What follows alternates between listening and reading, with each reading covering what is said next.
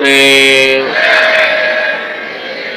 जय गुरुदेव नाम किसका, जय गुरुदेव नाम किसका, प्रभु का पावन नाम, प्रभु का पावन नाम। जय गुरुदेव।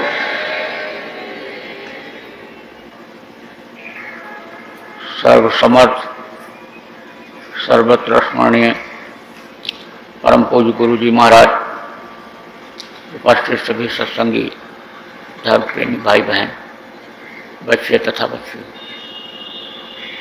गुरु महाराज की अपार दया मेहर हुई और 2018 को अनाज मंडी पीलीभीत के इस मैदान में प्रातःकाल की बेला में जन्माष्टमी के उपलक्ष्य में आयोजित कार्यक्रम में आप लोगों के साथ ध्यान भजन सुमिरन करने का अवसर मिला।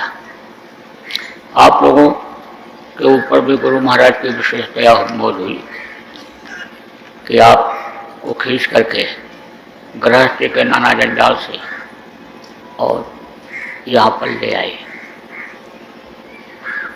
कुछ लोग शाम को आएंगे क्योंकि घोषित कार्यक्रम शाम का ही है और कल सुबह का है, लेकिन आप इतने लोग यहाँ पहले आ गए। कुछ लोग नामदान लेने के लिए पुराने लोग आ रहे थे, उनके साथ चले आए।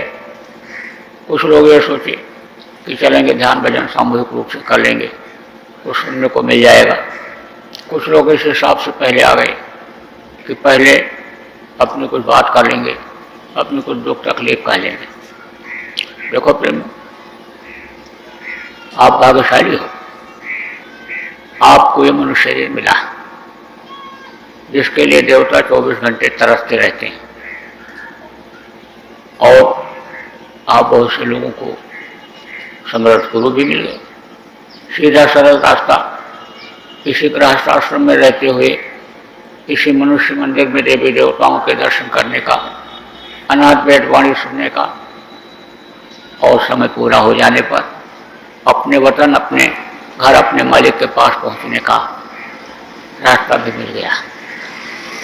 अब यह है कि रास्ता इतना सुगम और सरल और सकल मनुष्य शरीर देवदुर्लभ पाते हुए भी अगर आप दुख झेलो तो यह आपकी बहुत बड़ी कमी मानी जाएगी। दुख तकलीफें क्यों आती हैं? कर्मों के अनुसार आती है। जब ये जीवात्मा सतलोक से नीचे उतारी गई तो बिल्कुल निर्मल, स्वच्छ और साफ थी, कोई आवरण नहीं, कोई पर्दा नहीं, एकदम जैसे हीरा चमकता रहता है ऐसे ही चमकती रहती थी। इसकी अलग पहचान ही थी।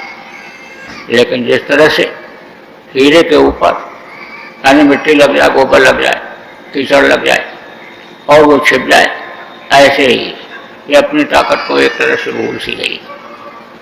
इस मनुष्य शरीर में, मृत्युलोक में भी कभी एक ऐसा समय था कि यह जीवात्मा अपने पूरे पावर में थी, अपनी पूरी शक्ति में थी और यानी समझ लो कि जब समय पूरा होता था तो कोई नरकों में जाता ही नहीं था। सतयुग में जब यानी सृष्टि की रचना इधर हुई, सृष्टि की रचना हुई और सतयुग यानी समय रहा तो उस समय पर नरक में लोग जाते ही नहीं थे। सतयुग योगी सब विज्ञानी और करे है ध्यान करने भो प्राणी आंख बंद करते ही यानी ऊपरी लोकों में चले जाते।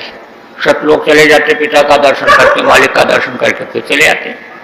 और जब समय पूरा हो जाता था तो फिर उस समुद्र में समा जाते थे, यानी उस रूहों के यानी समूह में समा जाते थे जहाँ से उतरना नीचे नहीं होता है। कोई पसंद ही नहीं करता है नीचे उतरना, क्योंकि इधर तो दुख ही दुख है, तकलीफ ही तकलीफ है, इधर परेशानियाँ ही हैं, गंदगी ही गंदगी है, इसलिए वो उतरना पसंद नहीं करते थे। लेकिन जब से कर्मों का विधान बना तब से जीव फंस गए और ऊपर आना जाना बंद हो गया, सुख की जगह आना जाना बंद हो गया, तो यहाँ पर परेशानियों में ही जीवन बिता रहे हैं। अब आप वो समझ लो कि जैसे कोई राजा का राजकुमार हो और वो गंदे लोगों के हाथ लग जाए, खराब लोगों बुरे लोगों के हाथ में लग जाए और वो उसको बुरे लोग ले जाएं, जंगल में रखें और गलत काम करावें, ऐसे ही यानी इस जीवात्मा का हाल यानी यहाँ मृतलोक में कलयुग में हो गया। और ये अपने वतन को भूल गई कर्मों के वजह से। यह शरीर जो अच्छे काम के लिए मिला, यानी समझ लो आप अच्छा काम करने के लिए, पैर अच्छे काम के लिए जाने के लिए, आँख से अच्छा देखने के लिए, कान से अच्छा सुनने के लिए, यह सब यानी अंग बुरे कामों में लग गए, बुराइयां इंसान करने लग गया, तो उसकी वजह से कर्म आ गया। और कर्म जब आया तो समझ लो कि यानी इसके ऊपर एक पर्दा लग गया जीवात्मा के ऊपर। अब ये मालिक का दर्शन कर नहीं सकती, ये ऊपर जा नहीं सकती, निकल नहीं सकती, क्योंकि कर्मों की इतनी मोटी दीवार लग गई है कि उसको यानी भेद पाना बड़ा मुश्किल हो रहा। अब ये जरूर है कि वो दीवार खत्म तो हो सकती है अगर तरीका मालूम हो जाए कि जैसे किसी दरवाजे के सामने चाहे वही का ही आप पहाड़ लगा दो, लेकिन उसको हटा करके ही यानी कोई घर से बाहर निकल सकता है। अब बहुत समय भी लग सकता है पहाड़ को हटाने में, बोझा बांधने में, हटाने में समय लग सकता है, लेकिन अगर कोई युक्ति बताने वाला मिल जाए, जानकार मिल जाए और बता दे कि माचिस की तीली जलाओ और उसमें रुई के पहाड़ में लगा दो, तो रुई का पहाड़ जलकर राख हो जाएगा। ऐसे ही कर्म तो जमा है, लेकिन कर्मों के कटने में देर नहीं लगती है अगर युक्ति बताने वाला, उपाय बताने वाला कोई मिल जाए। तो उपाय बताने वाले कौन होते हैं? इस धरती पर संत होते हैं। संतों की बड़ी महिमा बताई गई, उपकार का उनके बदला नहीं चुकाया जा सकता। और संतों की महिमा अनंत, अनंत किया उपकार, उस रास्ते को वो बताते हैं। तो गुरु महाराज ने आपको उपाय बता दिया, बहुत से लोगों को आपको नामदान मिल गया, रास्ता आपको मालूम हो गया। अब अगर उस रास्ते पर आप चलोगे, कोशिश करोगे, तो समझ लो कि वो कर्म कटेंगे, हटेंगे और फिर ये जीवात्मा निकलेगी, ऊपर की तरफ जाएगी। और नहीं तो अभी तो इसका मुंह इधर नीचे की तरफ हो गया, इसका खिंचाव इधर की तरफ हो गया, क्योंकि ये जो इंद्रियां हैं ये हो गई चलायमान। और जब ये चलायमान हो गई तो ये अपनी तरफ खींच रही। और मन जो कभी सूरत का बहुत साथ देता था, अब मन आने समझ लो कि ऊपर जाने के बजाय, आमिया रस पीने के बजाय ये इंद्रियों के घाट पर बैठकर रस लेने लग गया। तो इधर आने समझ लो कि सूरत को इसने भी खींचना शुरू कर दिया और इस शरीर के अंग से यानी इंसान सत्संग न मिलने की वजह से, सत्संग न मिलने के कारण, न समझ पाने के कारण इंद्रियों से बुराई करने लग गया, तो वो कर्म बढ़ते चले गए और ऊपर जाना आने समझ लो कि रुक गया, इसमें रुकावट आ गई। तो देखो प्रेमियों, सबसे जरूरी चीज तो यह है कि कर्मों को समझा जाए और कर्मों से बचा जाए। देखो कुछ आने समझ लो 3 तरह के कर्म बताए गए, संचित कर्म, प्रारब्ध कर्म, संचित कर्म, क्रियमाण कर्म और प्रारब्ध कर्म। संचित कर्म किसको कहते हैं? पिछले जन्म में यानी जो कर्म किया था यानी उसको कहते हैं संचित कर्म। तो संचित कर्म क्यों आ जाते हैं? जैसे आप इस समय मनुष्य शरीर में हो, अब आप के कुछ पिछले कर्म और कुछ न जानकारी में से शरीर के यानी अंगों से यानी गलती बन जाती है, वो कर्म आ जाते हैं और ज्यादा आ जाते हैं और उतने कट नहीं पाते। हालांकि तरीका कटवाने का निकालते हैं संत महात्मा लोग। जैसे अब आप घर से चल करके आए, आपका हाथ पैर आँख कान यानी जो भी यानी इस काम में लगा, उससे आपके समझो कर्म ही कटे। आप ये समझो यहाँ भंडारे में सेवा कर लिया, यहाँ झाड़ू लगा दिया, किसी को पानी पिला दिया, किसी को रोटी बना करके खिला दिया, तो इसमें एक दूसरे का लेना देना कर्जा ये तो अदा होता ही होता है, लेकिन इसमें अन्य समझ लो कि कर्म भी करते हैं। अब जितना सेवा आपने किया नहीं, जितना मेहनत आपने किया नहीं, उससे ज्यादा आपके कर्म हैं, तो यह कर्म शरीर छूटते समय तक अगर नहीं कर पाए तो दूसरा जन्म जब लोगे तो ये आपके प्रारब्ध, ये आपके समझ लो संचित कर्म बन जाएंगे। अब इनको उस शरीर से भोगना पड़ेगा। दूसरा जन्म जब लोगे तो आपको अन्य समझ लो शरीर से भोगना पड़ेगा, तो वो हो जाता है अन्य समझ लो कि संचित कर्म। और क्रियामान कर्म किसको कहते हैं? जो शरीर के अंगों से किया जाता है, हाथ से, पैर से, आंख से, कान से, इंद्रियों से जो भी अन्य कर्म होते हैं वो किए जाते हैं, वो क्रियामान कर्म होते हैं। इसीलिए अन्य समझ लो कि सत्संगों में संत लोगों को बुलाते हैं कि वो इस चीज को समझ जाएं कि भाई अच्छा क्या है और बुरा क्या है। इन शरीर के अंगों से यानी क्या क्या चीज हम करेंगे तो अच्छा माना जाएगा और क्या करेंगे तो बुरा माना जाएगा, इस जानकारी के लिए इसीलिए अन्य सत्संग में लोगों को अन्य महात्मा लोग बुलाते थे, संत लोग बुलाते थे, और अब भी आप लोग आते हैं।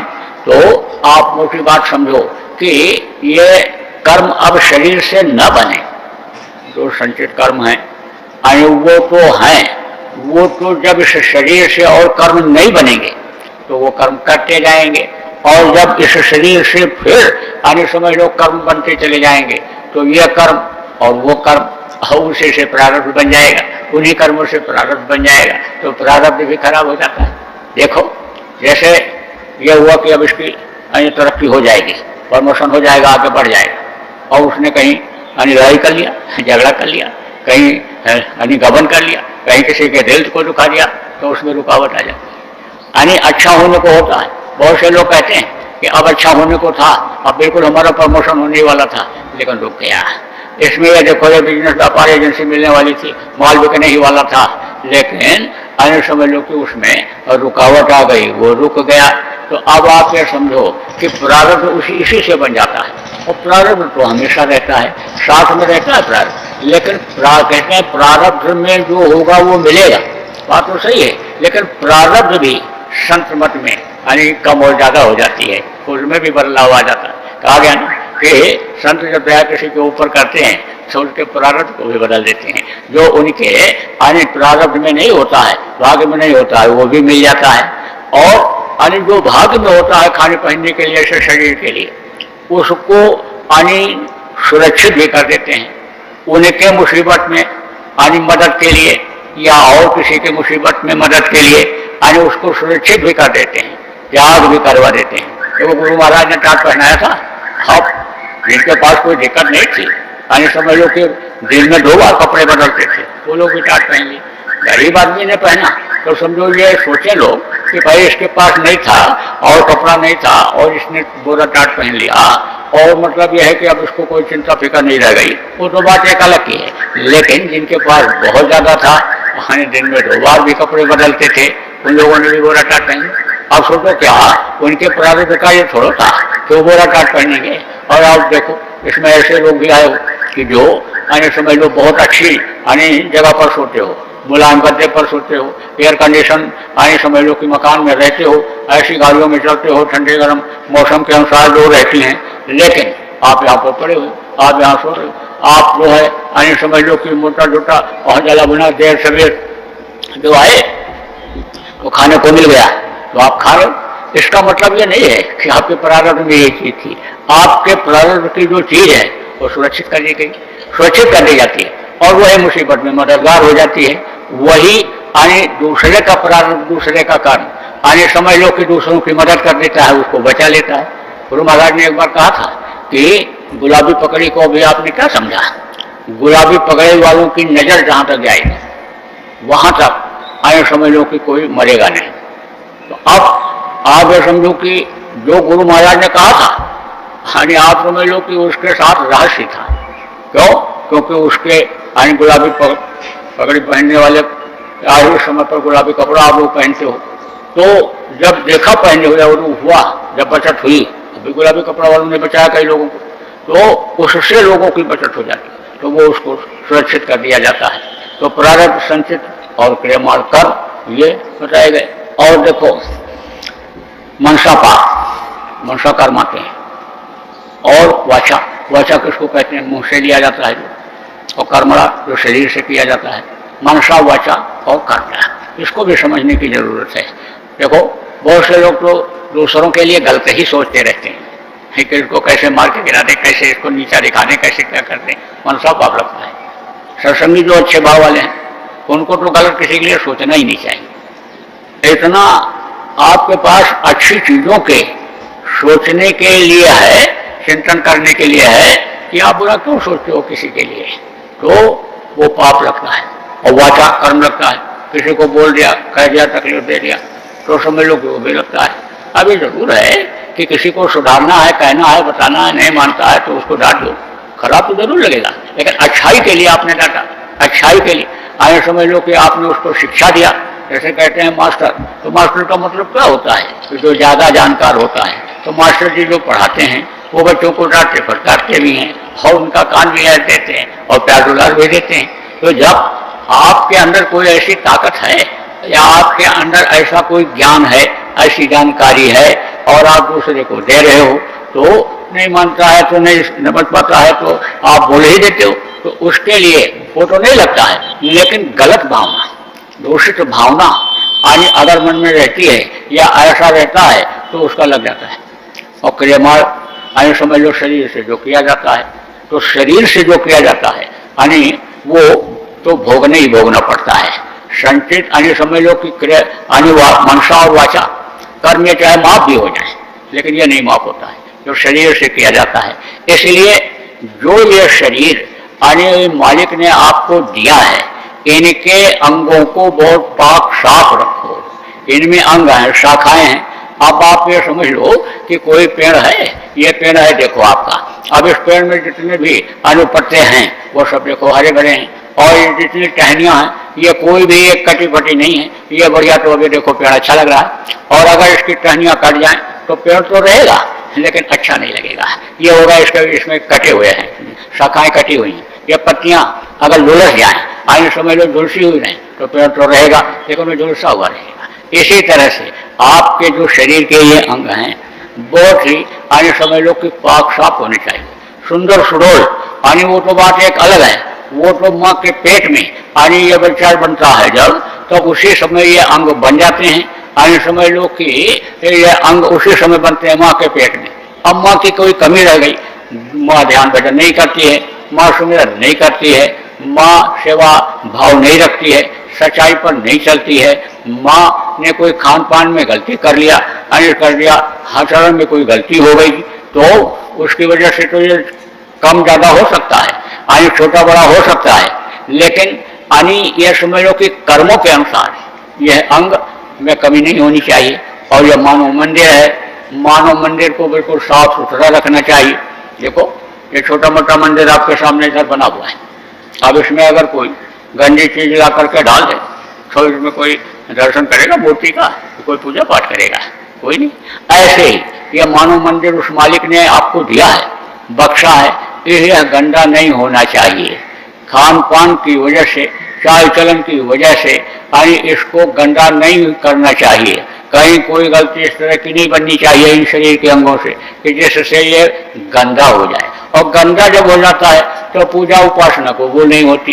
कितना भी यानी समझ लो कि यानी जमीन में यानी ऊसर जमीन में बढ़िया बीज आप डाल दो, बढ़िया खाद लगा दो, तो जल्दी अंकुरित नहीं होता है।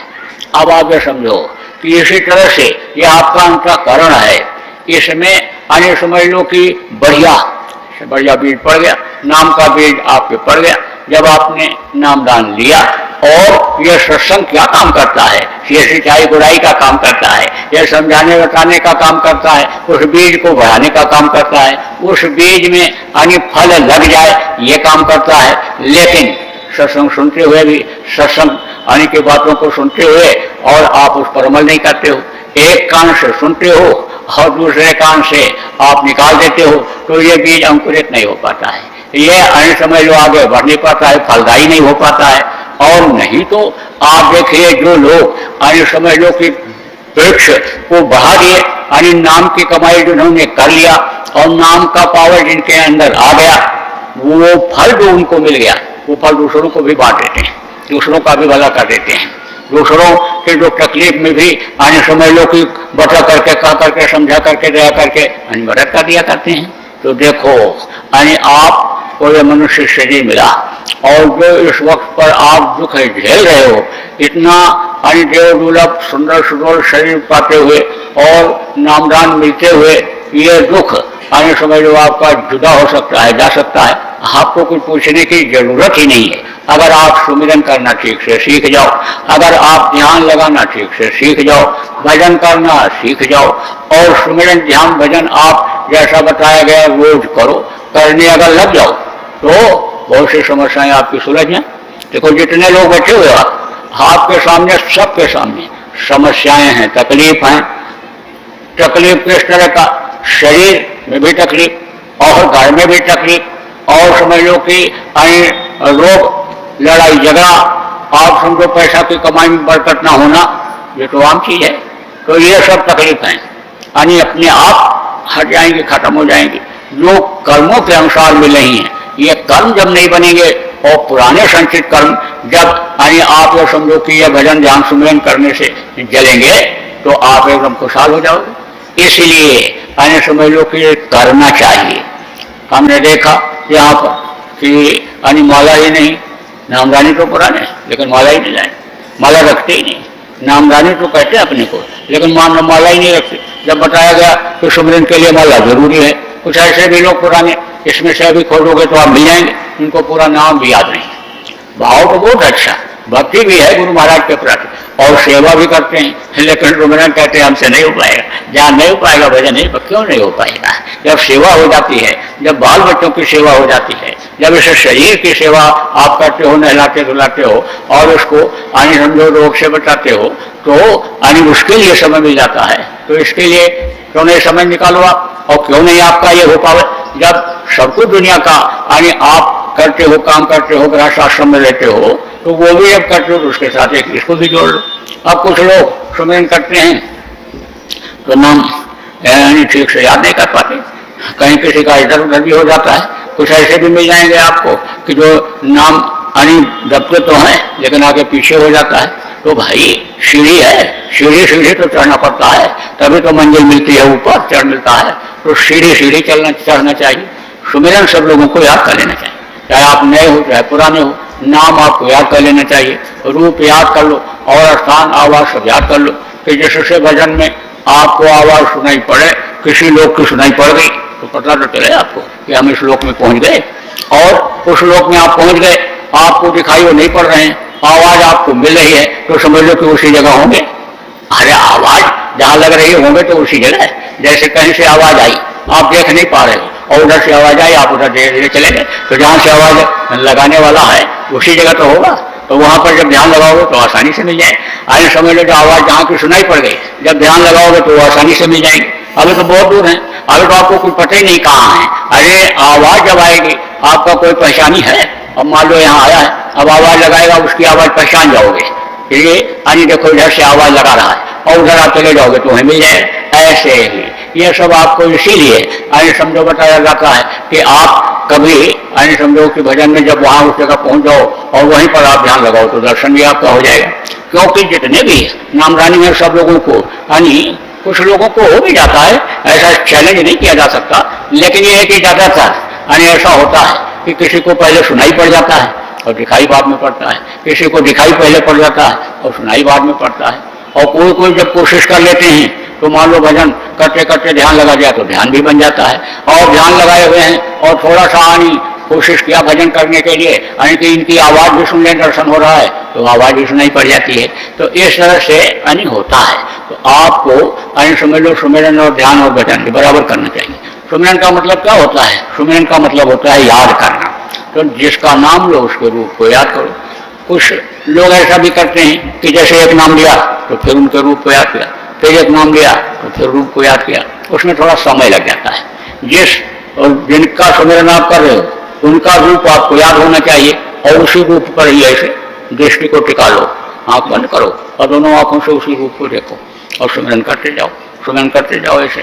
तो उससे यानी समझ लो कि 15 मिनट में, 14-15 मिनट में सुमिरन यानी समझ लो पूरा हो जाता है। तेज जो लोग करते हैं, जल्दी करते हैं, उनका 12-13 मिनट कम नहीं लगता है। तो आप समझो कि जल्दी हो जाता है। और एक एक नाम का एक एक नाम को लोगे और उनके रूप को याद करोगे तो उसमें समय लगेगा। ध्यान के लिए तो मन को रोकना पड़ता है। एक जगह पर दृष्टि को टिकाओ तो वहीं मन को रोको, मन भगने न पाओ। मन तो इसी वजह से भगता है, खान पान गड़बड़ हो गया, चाल चलन गड़बड़ हो गया, और दुनिया के लोभ लालच ये बढ़ गई, प्रारब्ध को आदमी भूल गया, मालिक को भूल गया, पैदा होने से पहले माँ के स्तन में जो दूध भरता परवरिश करने वाले को वो भूल गया, तो दौड़ता ही रहता है, दौड़ता ही रहता है और पूरा नहीं पड़ता, क्योंकि माया छाया एक सी और बेला जाने को, और भक्ता के पीछे फिरे सन्मुख भागे छुए। परछाई माया ये क्या है? ये दुनिया की धन दौलत, रुपया पैसा, हीरा मोती जवाहरात, दुनिया का सुख वैभव, ये क्या है? ये माया की छाया है, माया भी नहीं है। माया यहाँ कहाँ है? माया तो ऊपरी लोकों में है, ये तो माया की छाया है। जैसे ये सूरज है, सूरज ये थोड़ा है, ये तो सूरज की परछाई पड़ती है और उससे आने समझ लो कि ये प्रकाश इधर आता है, चमकीली चीज पर पड़ता है सूरज, चंद्रमा का प्रकाश पड़ता हो तो बहुत दूर है। तो माया आने समझ लो कि यह है ही नहीं, माया आने समझ लो कि परछाई की तरह बताई गई। तो परछाई को अगर कोई पकड़ने की कोशिश करता है तो परछाई किसी के पकड़ में आती है। अब ऐसे आप जा रहे हो और परछाई पीछे देख रहे हो और उसको पकड़ो तो पकड़ पाओगे, ऐसी माया है। तो माया के पीछे आदमी परेशान रहता है, माया के पीछे दौड़ता रहता है। और कहा गया ना, जब आवे संतोष धन सब धन दूर समान।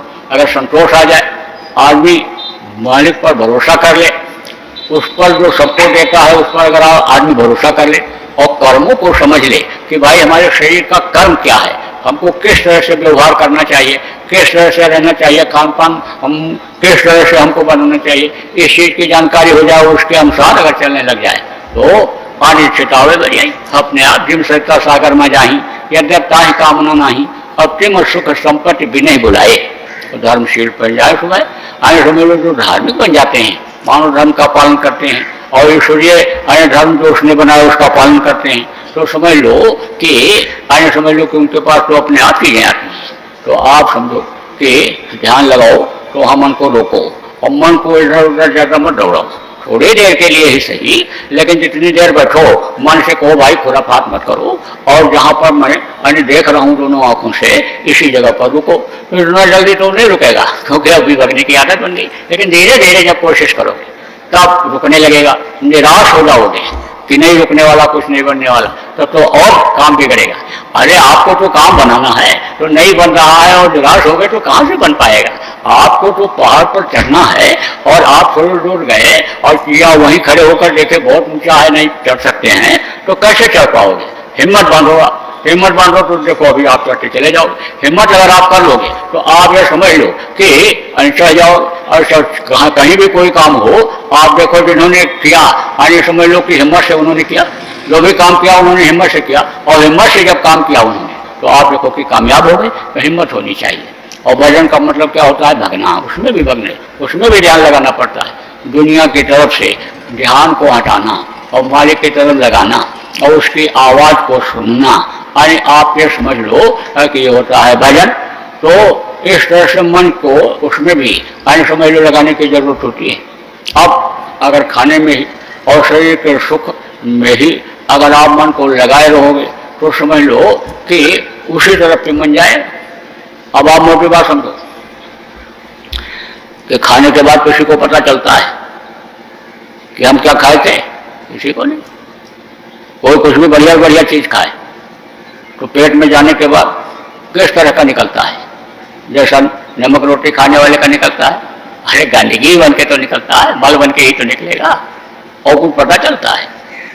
आज समझो कि 50-50 हजार रुपया रोज के होटल में यानी लोग रहते हैं, ठहरते हैं, सोने के बाद उनको भी नहीं पता, और आप रात में सोए हो गए आम जमा बिछा करके, आपको किसी को नहीं पता। सोने के बाद किसी को पता चलता है हम कहाँ सोए, लेकिन बस खाने सोने के चक्कर में ही आदमी इस वक्त पर परेशान है, उसी के लिए परेशान है, दौड़ता रहता है, उसी के लिए असला काम आदमी ने छोड़ दिया। एक महात्मा जी थे, जा रहे थे, तो महात्मा लोग रुकते नहीं थे, चलते रहते थे। कहा गया ना कि रमता योगी बहता पानी। योगी अगर चलता रहे, प्रचारक अगर चलते रहे, परमार्थी अगर चलते रहे तो उनमें गंदगी नहीं आती। पानी बहता रहे तो गंदगी नहीं आती, और पानी इकट्ठा हो गया तो गंदगी आ जाती है, सड़न गलन बदबू पैदा हो जाती है। तो चलते रहते थे, और चलने से क्या होता है कि भला भी होता है जीवों का।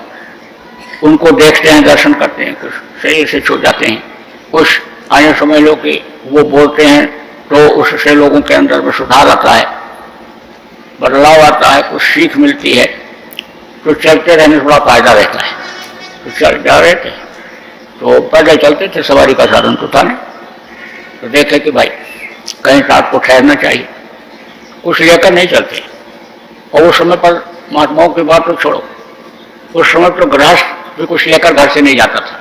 कहीं भी किसी के यहाँ रात को पहुंच जाए तो उसको खिलाता था, रहने की जगह देता था और सुबह अपना वो चला गया। जगह जगह लोगों ने धर्मशालाएं बनवा रखी, वहाँ पर इंतजाम भी कर रखा कि कोई रात को आ जाए सोने के तो कोई बना के खिला दे।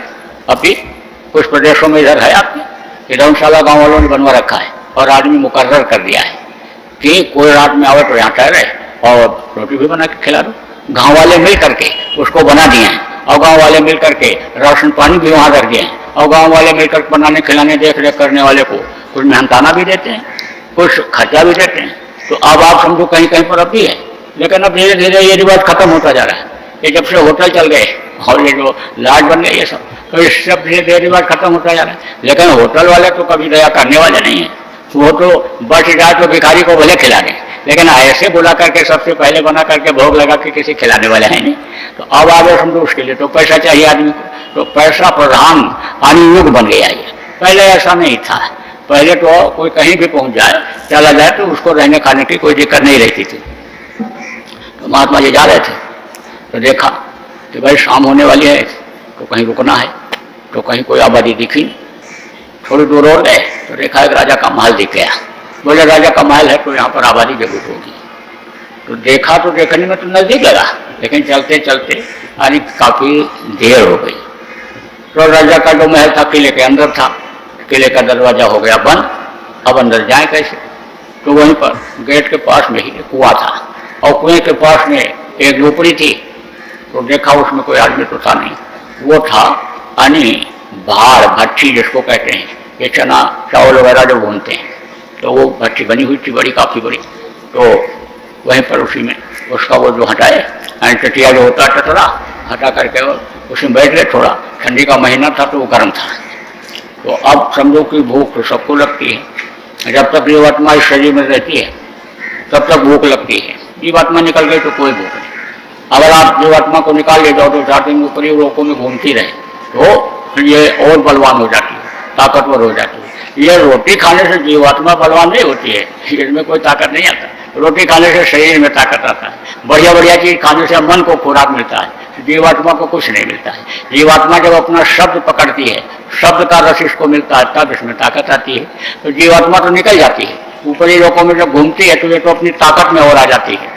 लेकिन अन्य शरीर छूटा रहता है तो शरीर को फिर किसी चीज की जरूरत नहीं पड़ती है। अन्य समझ लो कि न तो इसमें कोई टट्टी महसूस होता है, न पेशाब और न भूख लगती है। यहाँ तक कि अगर आप चुटकी काटो मार को काट भी दो तो भी कुछ नहीं पता चलता है, नहीं पता चलता। जीवात्मा ही नहीं रहती और जीवात्मा ही अन्य इन चीजों का अनुभव करती है। तो आप समझो कि जब तक जीवात्मा इस शरीर के अंदर रहेगी और इस समय पर विशेष रूप से कलयुग में, क्योंकि कलयुग में अन्य प्राण है, कलयुग अन्य में ही प्राण है, तो भूख तो लगेगी। कहा ना इसको टुकड़ा डालकर पेट को कहा गया कुटिया, कुटिया को न तो भूखती रहती है और पा जाती चुपचाप बैठ जाती है, ऐसे पेट को कुटिया बताएगा। तो कहा कि इसको टुकड़ा डाल दो और फिर भजन करो निरसंक। और जब तक अगर इसमें नहीं को डालोगे तब तक मन खाली रहो, भजन में भी नहीं लगेगा। अरे मन उधर लगेगा तभी तो खिंचाव होगा, और जब तक मन नहीं लगेगा तब तो खिंचाव होगा नहीं। तो देखो भूखे रहते हैं और यहाँ ध्यान भी लगाते तो ध्यान भी नहीं लगा के खाए और कुएं पर बाल्टी रखी थी, पानी निकाला पिए और पी करके अपना बैठ गए ध्यान में। तो ध्यान में बैठे तो जब तक ऊपर रहे तब तक तो कुछ नहीं पता, न गर्मी न ठंडी न कुछ। और जब फिर नीचे आए तो ठंड लगा, तो ठंड लगा तो कहे चलो थोड़ा आराम कर लें। कहाँ आराम करें, तो वो जो भट्टी थी उसकी राख को देखा तो वो गर्म थी। बोले तो बहुत बढ़िया जगह है, ये तो मुलायम भी है, राख मुलायम भी है, कुछ बिछाना भी नहीं इसमें, और जो है गर्म भी है, तो इसी में लेट जाओ। तो उसमें लेट गए। सुबह जब हुई तो राजा घूमने के लिए आता था। पैदल चलना बहुत जरूरी होता है आदमी के लिए, नहीं तो घुटने जाम हो जाते हैं। जवान आदमी को बैठा दो अभी 8 घंटा 10 घंटा लगातार, उठेगा तो सही ठीक से नहीं चल पाएगा। लोग ऐसे लगड़ा कैसे चलेगा, ये घुटने काम नहीं ठीक से देते हैं। इसलिए पैदल चलना बहुत जरूरी होता है हर आदमी के लिए। कम से कम 2-3 किलोमीटर रोज पैदल चलना जरूरी होता है। तो अन्य समय लोग घूमने के लिए राजा आता था और सुबह का समय बहुत बढ़िया, स्वास्थ्य के लिए भी बढ़िया और भजन के लिए भी बढ़िया होता है। 2 बजे से और समझ लो कि 8 बजे तक का समय है, भजन के लिए बहुत अच्छा बताया गया। शाम को 7 बजे से 11 बजे तक का, और प्रातः काल में घूमना भी आने समझ लो बहुत फायदा करता है। प्रातः काल का स्नान भी बहुत फायदा करता है।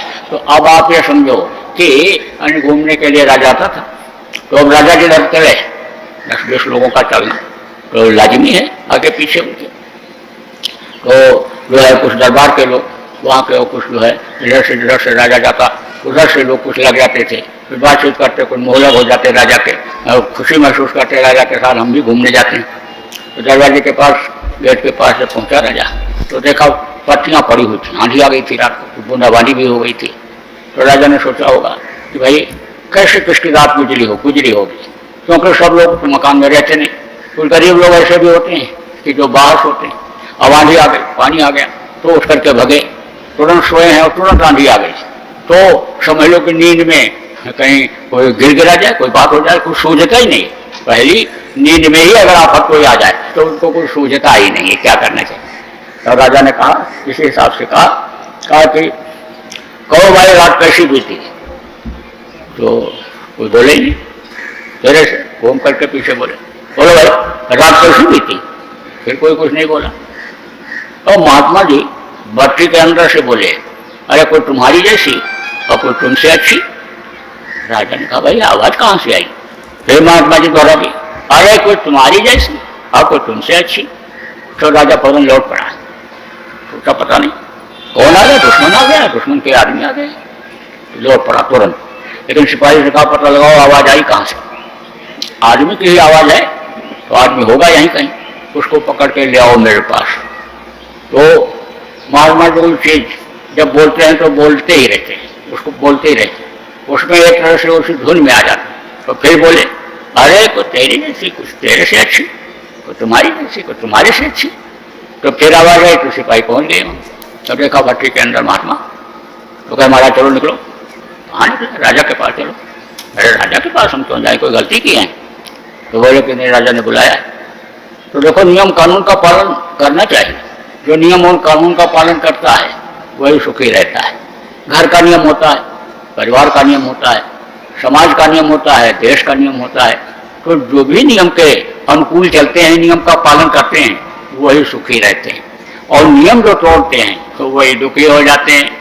2 बार खाते हो सुबह शाम और कहीं बढ़िया चीज मिल गई दिन में 2 बार और दबा दी तो क्या हालत होगा पेट का, अरे शरीर का क्या हालत होगा। सोचो आप, नियम आपने तोड़ दिया, बंधन आपने तोड़ दिया, आप पारिवारिक बंधन में आए समझ लो कि बंधे हुए हो और उस बंधन को आपने तोड़ दिया।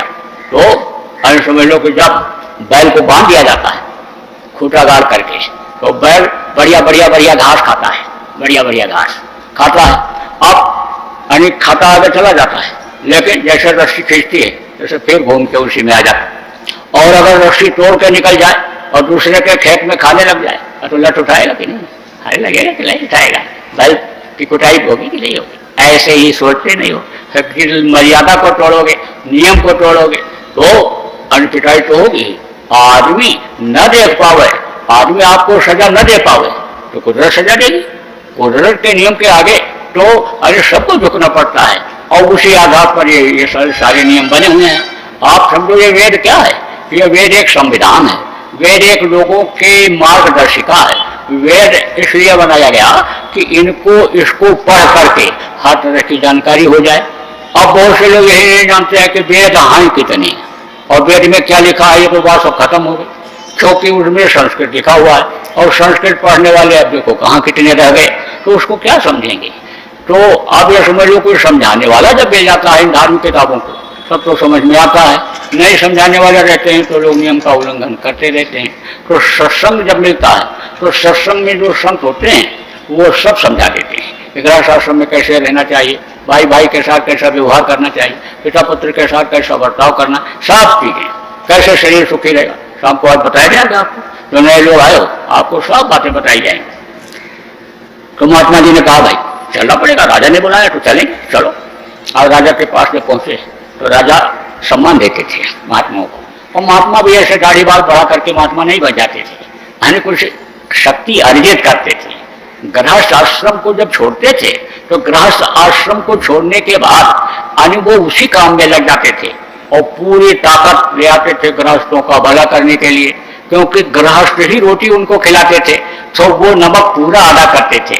इसलिए शक्ति अर्जित करने के बाद ही वो शरीर से रोटी रोजी की कमाई जो होती है उसको छोड़ते थे और फिर अलग होते थे लोगों के भलाई के लिए। तो जिसकी भी एक रोटी खाते थे उसको अदा करते थे। तो महात्माओं को जब राजा देखता था तो अन्य जगह छोड़ देता था, क्योंकि शिक्षा मिलती थी। महात्माओं के पास सब अनुभव होता है, अन्य समझ लो तो वो सब बताते हैं। कुछ यहाँ की देखी बात बताते हैं, कुछ हुए महात्मा होते हैं, सदगुरु होते हैं तो वहाँ की भी बात बता देते हैं उसके हिसाब से भी, कि जैसे विद्वान लोग अन्य कुंडली देखते हैं, जनपत्ति देखते हैं, कब पैदा हुआ था, किस नक्षत्र में क्या, उसी नक्षत्र के अनुसार से बता देते हैं कि तुम्हारा यह साल जो है कुछ गड़बड़ है, इसमें तुमको तरक्की मिलेगी। इस तरह से होशियार है ना, ऐसे महात्मा भी बताया करते थे। राजा को राज चलाना, राजा को संयम नियम का पालन करना, बच्चों को आने समझ लो कि किस तरह से पालना पोषना, किस तरह से आगे बढ़ाना, सब चीज प्रजा का पालन किस तरह से किया जाए सब बताते थे। तो सम्मान देते थे। बैठाया तो कहा महाराज जी आपने मेरे सवाल का जवाब दिया। बोला मैंने दिया। किसी ने जब आपका सवाल का जवाब नहीं दिया तो मैंने दिया। तो कहा तो फिर बताओ मेरे जैसे आपकी रात कैसे बीती और मेरे से कैसे अच्छी बीती, क्योंकि मैं तो अन्य समझ लो कि यहाँ पर बढ़िया बढ़िया खाना खाया रात को, और आप अन्य वहाँ क्या खाए होगे आप, अन्य वहाँ उसमें जो है बरबूज के बाद, और दिन रहते रहते तक तो वहाँ रहा ही होगा। आप बाद में आए होगे, अंदाजा लगाया ना जाए कि आप बाद में आए होगे तो आप वहाँ क्या खाए होगे। और मैं तो बढ़िया अन्य समझ लो कि बिस्तर पर सोया, 40 मन अन्य फूल से सजाए जाने वाले बिस्तर पर मुलायम गद्दे पर मैं सोया, और आप तो वहाँ उसमें जो है बाहर में वहाँ सोए, कालिख लगा हुआ सब बदन में आपके हो सब, और मैं देखो सब साफ बिल्कुल बैठा हूँ। तो समझो कि कैसे बीती मेरी जैसे रात, और मेरे से अच्छी कैसे बीती। तब महात्मा ने कहा राजा मैं तो चना चवई न खाया और कुएं का पानी पिया, पेट में मेरे गया और मैं भी सुबह गया तो मल बन करके निकला, और तेरा जो तूने इतना बढ़िया बढ़िया खाया तेरा भी मल बन करके निकला। अरे गंदगी ही तो निकली, तू तो खुशबूदार खाना खाया लेकिन तेरा मल तो खुशबूदार था नहीं, वो भी तो बदबूदार था। और खाने के बाद आनी जबान पर जब तक रखे और नाक आपका सही था कि जो चीज खा रहे हो नाक में उसकी खुशबू जा रही है, उतनी ये देर तक आपको ये लगा कि ये चीज मैंने खाया, और खाने के बाद आपको कुछ पता चला। अब इस समय आप उसका कुछ स्वाद बता सकते हो, अनुभव कर सकते हो। बोले नहीं। तब तो कह के तो आप समझो कि तो तुमसे यानी अच्छा हमने खाया, तो तुम्हारे जैसा ही पेट हमने पाला, पेट को यानी पेट में डाला हमने, यानी समझ लो कि कुटिया भूखे नहीं, और आपने खाया उसको। और यानी समझ लो कि आप मखमल के गड्ढे पर सोए, सोने के बाद आपको भी नहीं पता चला कि आप किस पर सोए हो, और मैं रात में सोया हमको भी नहीं पता चला कि हम कैसे सोए हो। और देख राजा सुबह जब मैं उठा 4 बजे जब उठा, 3 बजे जब मैं उठा, तो पहले के समय में लोग जल्दी उठते थे, अब आज की तरह से 9 बजे 10 बजे तो उठते नहीं। पहले तो अन्य समझ लो सूरज निकल आवे और कोई सोता हुआ अगर दिखाई पड़ जाए चारपाई पर तो लोग पूछ बैठते थे बहन की तबीयत खराब है क्या, या अभी उठे नहीं। आप समझो सब उठ जाते थे। सूरज की किरणें तो बिस्तर पर पड़ती नहीं थी, रोशनी तो उन देखते ही नहीं थे, अंधेरे में ही उड़ जाते थे। तो हिंदी आने उसके हिसाब से ये जब तक सूरज दूसरे दिन का नहीं निकलता है तब तक वही अन्य तारीख मानी जाती है, वही तिथि मानी जाती है। सूरज निकलने के बाद तिथि बदलती है। अंग्रेजी में तो 12 बजे के बाद बनाई जाती है तारीख, लेकिन उसमें हिंदी में नहीं बदलती, तो वो समझो रात ही माना जाता है, उस पहला ही दिन माना जाता है। तो सुबह जब आत्मा ने कहा कि मैं उठा, मैं रात में उठा 3 बजे 4 बजे, तो मैं तो अपने भजन भाव भक्ति में लग गया। और राजा तू तो चिंता में फिक्र में बैठ गया, यह काम रह गया वो काम रह गया, कैसे करेंगे क्या करेंगे, राजकाट की तुझको चिंता सताई। तो तेरे से अच्छी मेरी रात बीती, वो तेरी जैसी बीती, कुछ तेरे से अच्छी बीती। तो राजा के समझ में ये बात फिर आ गई। अब आप इस बात को समझो कि खाने के बाद और सोने के बाद किसी को पता नहीं रहेगा और उसी में आकर फंसे रह जाओगे। तो ये दिन और रात जो आते हैं ना, ये चूहे हैं चूहे, ये उम्र को काट करके खत्म कर देंगे, और फिर जब उम्र खत्म हो जाएगी तो इस शरीर से कुछ हो नहीं सकता। और इस शरीर के सुख सुविधा के लिए जिन चीजों को आप इकट्ठा करते हो, अपने ईमान को भी बेच देते हो, चरित्र को भी गिरा देते हो, धर्म को भी छोड़ देते हो, सबसे अलग होकर के, मर्यादा से भी अलग होकर के आप इस शरीर के सुख सुविधा के लिए जिन चीजों को इकट्ठा करते हो, ये कोई आपके काम आने वाली है?